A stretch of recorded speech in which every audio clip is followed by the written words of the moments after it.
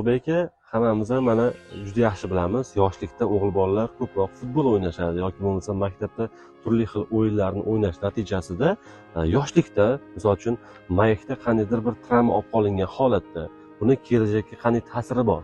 Agarki murojaat o'z vaqtida bo'lib, malakali shu shifo topadigan bo'lsa, travma sinflanishiga qarab yaxshi holatlar, kelajakda yaxshi holatlar bo'lishi mumkin.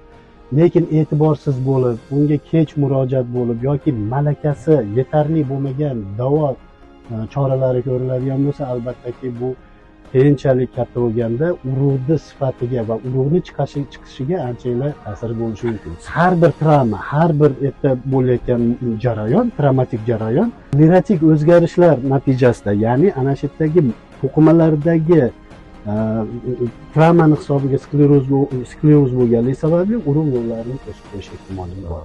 Shuni natijasida demak bepushtlikka bu ham bir sabab bo'lishi mumkin.